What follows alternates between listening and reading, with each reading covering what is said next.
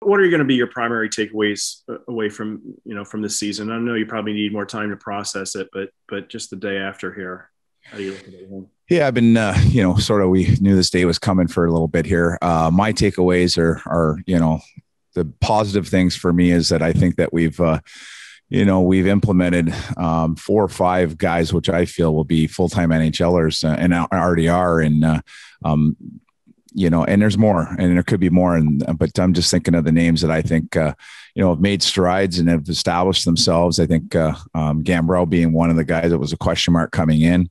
Nishoff, obviously, having a rookie season like he did. I think the pickup of Balsers, I think that was a great pickup for us, and he's going to really help us next year. Barabanov, who signed, obviously, at the trade deadline, was a nice trade for us. And, you put him in there, and then you got the Gregors and you got the Leonards and guys like that. And, I don't want to miss anybody off the list, but those are the guys that come to mind at, last year at this time, or after last season, we weren't talking about any of those names. And I don't know if a lot of teams could say that, going through the season. Yeah, we're not where we want to be, but minus the work that, Doug has talked about yesterday in his media, improving the team in the off season. That's a pretty big turnaround. When you look at some of the analytics, and I know you look at that stuff quite often. 5-on-5 was decent. Do you feel that it kind of echoing Doug, if you guys just get some more saves and some more power play goals, that you can be maybe more competitive on a nightly basis? Yeah, we're doing a lot of that work here in the next few days. But off the top of my head, analytically, we changed some systems at the beginning of the year, and my number one focus was to create some more offense and be an offensive minded team, and we achieved that, I think. And when you look at the analytics, you almost have to take out games 1 to 10 and games 46 to 56 because we obviously know what happened here in the last few weeks and playing a young lineup and, and young goalies and everything else. And so, to be fair, and in the first 10 games, I know every team's the same, but a team like us with a lot of new faces, a lot of young guys, it was just, it was a preseason for us. And unfortunately, we survived it. We came out of it 500, but there was a lot of areas for improvement. But we sit here today and we're expected goals for in the league 10th overall out of 31 teams. And we're third in the Honda division behind Vegas and Colorado. So for me, that just, the systems that we put in, obviously worked. We intershot chances, and from the slot, we're 4th in the National Hockey League. So those are expected goals for. So we're getting the chances. Obviously, some nights are better than others of burying our chances. Power play absolutely has to improve, and that's not only on the players, that's on the coaching staff. And we have to find a way to get the right guys in the right positions and get the looks that we're looking for there. That's a huge part of our improvement in the off season. I think Barabanov will help that, but we definitely need to sort that out. And on the flip side of that, again, taking games 1 to 10 and the last 10 away defensively, we weren't a very good breakout team this year. And, we gave up too many chances, and really it comes down to me is if you look at the analytics, is D zone time against, in the system that we play. It's funny. You look at Boston, you look at the Islanders, you look at these teams that, are great defensively, but they're not great. They're not great in the analytic department of how much time they spend in their end. And it's just their system, but they defend very, very well. So whatever system that we're talking about, we have to have the ability to kill more plays. When we do, we got to break out cleaner, and we got to cut down on the giveaways in the D zone on our exits. And that's what really got us this year. Yes, there was goaltending issues. We all know that. So those, if I look at the season as a snapshot, just talking about offense and defense, that's where we sit. Are those just internal, your internal numbers, like the Charlie's numbers that he gives you there when you reference? No. Yeah, they're in house, but we use Sportslogic. We use a system that probably 90% of the teams use. That's coming from numbers generated out of out of our system with our in-house people, just basically giving us those numbers and reports on a daily basis. But those are generated from the company we use. Curtis. Well, I just wanted to ask what your assessment was of your assistants this year, their first full season in the NHL as coaches, Rocky and John. Well, yeah, you know what? I thought that both guys came in and were great. Too bad Johnny had the immigration issues and didn't get on the bench until, the last month and a half, 2 months. Would have been nice to have him on the bench, but Rocky came in and, there's some big personalities back there in the back end, and there's a lot of managing. I thought he's brought Mario's game to a different level, Nisha's game to a different level. Had a lot of young guys we work with through the season in the Paschniks and Milashes and guys like that came up and played. And, Rocky's responsible for the power play, but I put that on all of us. I think, there's not a day goes by that all three of us don't sit there and share ideas and adjustments and changes. And, so that's something that's got to improve. But, both guys came in a situation in a new place during this pandemic. And we already talked about the training camp and being away and everything else. And, and both guys didn't see their families very much on a personal level. Just because of all the border issues and what have you. So it was a trying year that way on a personal level for all of us, really. But on professional level, I think that these guys are part of the chemistry that we're trying to create. They relate to players very well. The players have a lot of respect for them, and they both really know the game inside and out. And expanding on that, I mean, Danny Darrow's been invaluable as usual, and Mike Ricci's was great in his role. Obviously, changing halfway through to more development than it was on the bench with me, and Naby's had a tough year too. With I think we use 5 goalies. It's been an interesting year. It's a learning experience for all of us, not just the players. I think the NHL's plan is to go back to what the divisions were prior to the pandemic, going back to having, Vancouver and Edmonton and Calgary come into the Pacific Division again. How does this team close the gap between the top teams in the conference going forward here? Well, I look at, what we accomplished up until basically the trade deadline when we were 3 or 4 points out of it. And, we stumbled after that, obviously, but, one, I think that we have to, you have to get your fair share of points against the good teams. You can't do what we did against Colorado and win one and Vegas none. And, those are the games. So we got to limit our, the games in which or the series, I should say, the season series with teams. We need to get better there. But I really, truly believe, listening to what Doug said, and we talk every day, and, making the improvements that he's going to focus on. Us cleaning up some of the things we need to do analytically, and then hopefully, our young guys make that push, and they're better than they were this year. I think there's some room to improve with the veterans. But 82 game schedule, you reset, you have a training camp, you come back and you have a preseason, and like you said, I mean, you're going to have your opportunity to play other teams, and you're not playing the Vegases and the Colorados and the Minnesotas for that matter this year. That those are pretty good teams where we didn't get a whole lot of points from. So I'm looking forward to getting back to a normal schedule. You mentioned Dylan Gambrell off the top. I mean, obviously Doug's to-do list, I guess, this summer is to find a third line center who can contribute more offensively, maybe take some of the weight off Logan and Tomas. How much of a difference will that make, do you think, if you're able to add to your depth down the middle with an experienced player there?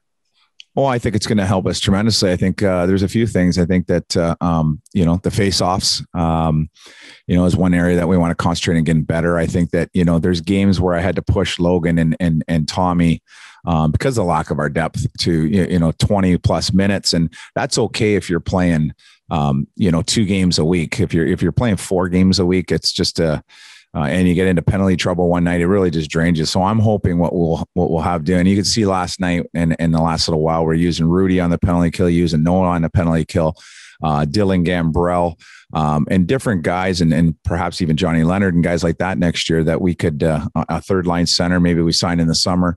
Those guys could take some more penalty kill minutes and, and just really try and manage their ice time a little better, because you keep those guys in the 18-minute range. I think that's going to help them. That's going to help their game, both defensively and offensively. I just thought that we played them too much and for a lack of basically the depth. Shang. Hey, Bob. First, I just wanted to thank you so much for it's very refreshing to work with you this year, and really enjoyed it. So thank you for everything this year. Thanks, Shane. Wanted to ask you about the power play. Obviously, you guys tried a lot of different things. I know that you guys are going to take a deeper dive into it, but are there just any areas of improvement that jump out to you that just really need to improve in that area next year for you guys to have the success that you need there? Yeah, absolutely. One is the face-offs. Starting with the puck. We were okay as an entry team. We didn't have a lot of issues, breaking in and setting up. I think there's a couple things that are glaring for me. Our net front presence isn't good enough. And no matter who we tried there, the best power plays in the league have that guy standing in the goalie's eyes. Our shooting mentality is not good enough.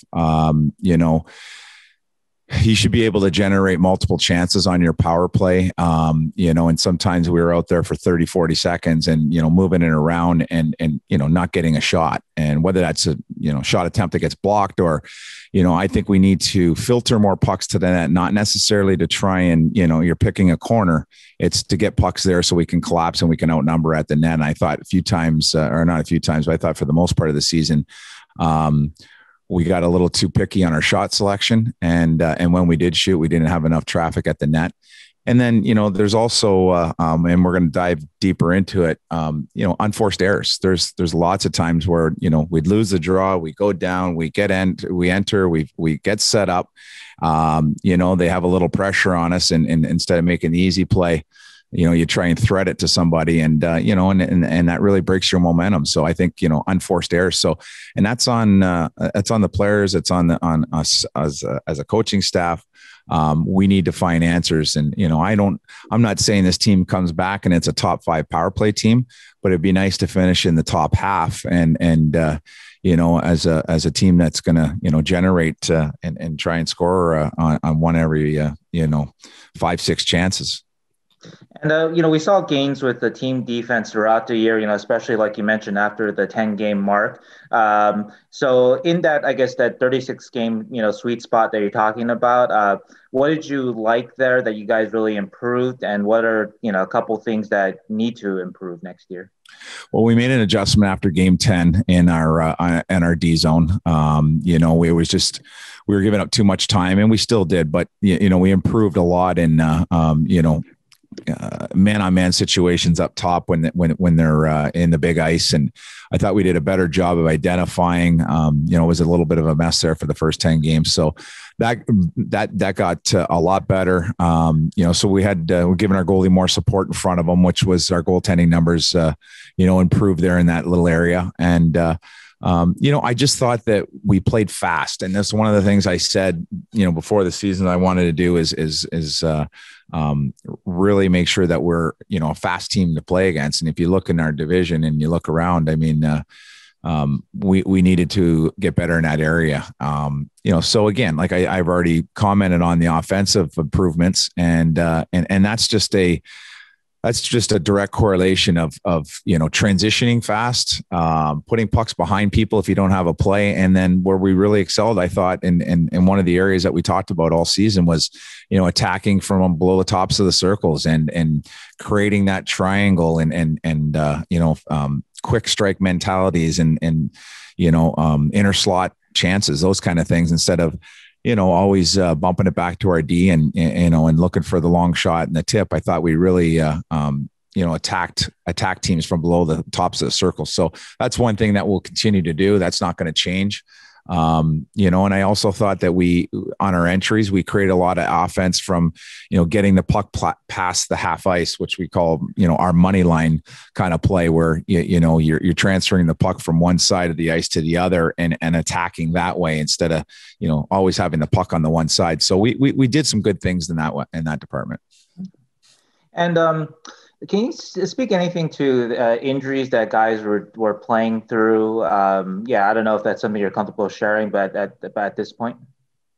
Well, I think we were pretty upfront. Obviously, you guys know that Johnny Leonard went in the boards hard and hit his head. Wheeler's eye. I think. Simmer was a bit of an oblique strain that, every time he turned and every time he tried to make a play on his backhand or hit a guy, it was, a spiking pain. I'm trying to think of the rest. Cooch was just, banged up and multiple lower body things, but nothing that was, that needs fixing or anything in the summer. Just trying to think here. For the most part, again, nothing that was nothing that's a season ending kind of thing. And everybody is, there's no major surgery expected out of anybody. Everybody will be ready for training camp. Yeah, no, not that I know of. I think everybody's going to be back and healthy for sure in September. Okay. And we talked a little bit, you mentioned a little bit about the analytics and sport logic. And I'm just curious, they weren't around when you were playing, of course, things like this. And I'm just curious just how you've, I guess, gotten introduced to them and how you got to embrace these things over the last few years. Originally when it came onto the scene, there was a lot of resistance from guys that have been in the game a long time. And now I look at it as, I started really diving into it. We used to do it here when I was assistant coach with Pete and we didn't dive into it as deep as we are today, but, we had the areas that we wanted to focus on. Now, it's an amazing tool. And I still say analytics are helpful and they assist, but that can't be your only, it's got to pass the eye test first. And, and that's how we really, to be honest with you, when we watch a game, what I'll do in the morning is we look at the analytics from the night before or the night before in the game, and we get a report on our desk in the morning. We go through that.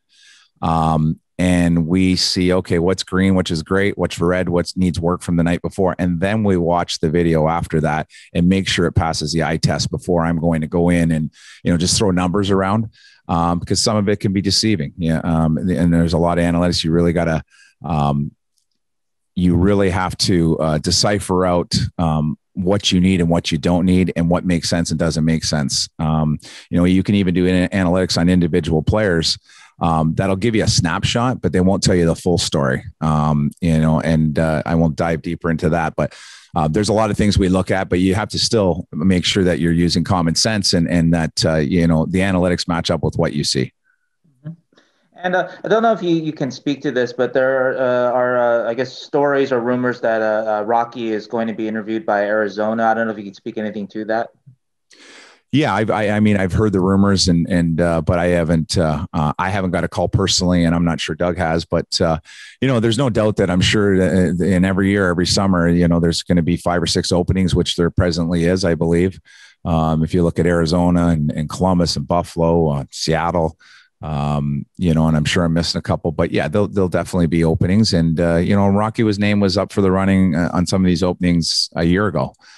He's a guy that's coached at every level and he's had success. And, and now he's got his NHL experience as maybe the one box that wasn't checked as a full-time assistant on the bench. And, so I believe he's going to be a great head coach. He's actually got a mind right now, even though he does a great job as an assistant, you can tell he's got that pedigree of being a head guy. And that's something that's going to happen at some point. I don't want to lose him. I think we're just getting started as a staff, but that's the way our business is. And obviously I would support that if he got an opportunity somewhere because he deserves it. And last question for me, how do you personally improve as a coach next year? I don't know if you really thought about that yet, but if you have, anything you could share? Yeah, I think,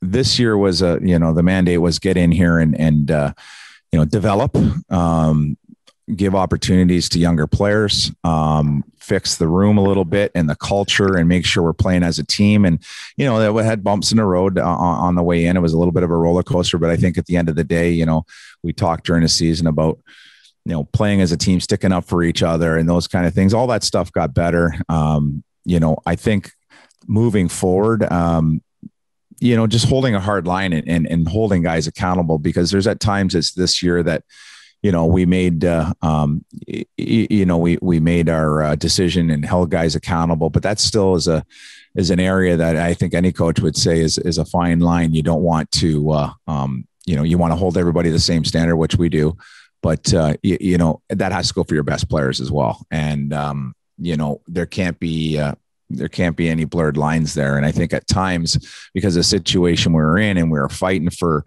every point was crucial. And, and some of the players, some of the guys that, might've got away with, more than we wish for. But we're, sort of at the mercy of trying to win important games at that time of year. And, it's not a problem at all, but that's something, if you look in the mirror and you say, hey, next year coming in, I think that, day one, it's got to make sure that, everybody's on the same page and they stay on the same page, and, no one veers from that path. And we move forward like that. I think I have a real good relationship with all these players. I'm a player's coach. But at the end of the day, obviously, we got to make sure that, that there's the job's being done. Oh, Bob, thank you so much for everything this year, and have a good summer. Thanks, Shane. I appreciate that. Curtis. Hey, Bob, just to echo Kevin and Shang, just also wanted to thank you for your help and cooperation this year. I know hopefully we get a chance to do these things in person next season, but anyway, I just wanted to ask, do you know which players are going to join the Barracuda for their playoff series? Yeah, off the top of my mind, both goalies are going, both younger goalies. I believe who Brinson Pashnik's going back down. I'm trying to go through the list of players in my head here. Is there any other questions you had? Is there another guy that you're interested in hearing about? Because I'm just trying to remember. I have so many guys here. Well, I was mainly curious about Kornosh because he said he was deciding whether or not to go back to the American League or maybe to go overseas to play for the Czech Republic. Yeah, he has an opportunity. I think, I'm not sure where that's at with the World Championships, but, from what I saw last night after the game, I believe the plan is for him to go down. Now, I don't know that means if he's just getting one game on the weekend and going to the World Championships. I can't answer that. But I know the plan was for both goalies to go back down. Well, we spoke with Patrick Marleau a little bit earlier. He says he wants to keep playing. He has no plans to retire as of yet. I guess you're not surprised that he's a guy that wants to keep going here. Yeah, I mean, the desire he has is incredible, and to keep going. And it's obviously not a money thing at this point. It's it's just for the love of the game and his passion. And so there's no doubt that I know that I've had talks with him where he wants to continue playing. And I guess it's going to come down to how he feels in September. Team's plans, obviously, and opportunity, I think is where it's going to come down to. But it'd be amazing to see him catch that and break the next record, which is the Ironman. Because he's done a heck of a job of smashing some records this year. Sure. Can you say what was ailing Matt Nieto and Marcus Sorensen at the end of the season? Yeah, Nieto was a lower body, more of a, I want to call it like a hip flexor kind of issue. And it's just, his game is speed and explosion and explosiveness out of the gates with his, his legs. And I think he just couldn't push through that. Marcus at one point had, I believe it was upper body. I think it was something close to what, I think a couple other guys dealt with. Timo missed games for an oblique strain. I think Marcus was a little bit of that as well. So, but multiple just bumps and bruises and things like that. And there's no concern about Simic, about it. You mentioned what he was dealing with. That's not going to require any type of procedure. He'll just go through treatment, I guess. Yeah, that's it. I think, again, if we were in a playoff series and you can get him through a game, there would be a chance he could play, but just uncomfortable. That's all it is. It's nothing that's going to be serious or need a lot of work this summer. It's just more of a rest thing. What are your plans for the next few weeks here? Do you stay local, or do you maybe go back to Canada, or kind of what's your? Yeah, going back to Canada. I'm going to spend some time with the kids. I haven't seen my kids in 6 months, and it's probably the longest stretch of my life not seeing my children. So going back home and just spending some time back there and trying to catch up with the family and and friends and then I'll I'm going to be back and forth this summer quite a bit and getting work done in preparation for next year. All right, thank you again, Bob. I appreciate it. Yeah, thanks, Curtis. Shang. Hey, Bob, there's one player I forgot to ask you about. Ryan Donato. He's obviously a guy whose ice time trended downward through the season. He's an RFA. What's he got to do to, I guess, be a stronger, I guess, part of the team's future plans? What has to improve in his game? Yeah. Again, I'm not speaking for Doug or what the future lies for Ryan. Not really my department, but if he fits the plans and he's back, I think, for him, it's, everybody knows he's got a great offensive skill set and, he can help you from the top of the circles down. I think it's the other part of the game that, he struggles with it from time to time. And I think as the season went on, I thought guys get worn down and they slow down a bit. And I think it was just a matter of him being able to, stick to the details and help us out that way. But the one thing about Ryan, he's going to, he can help any team because of his offense. He's good in front of the net on the power play. Again, he's just is a guy that loves coming to the rink and he's a great teammate and all those things. So, that's just, and there's nothing I'm saying that I haven't told Ryan, to his face in meetings that, we just got to get the details of his game just a little better. I think that, it's when you're playing against top end players, and if you want to be a top 6 guy, you gotta be responsible in all areas of the ice. And that's sort of what we talked about.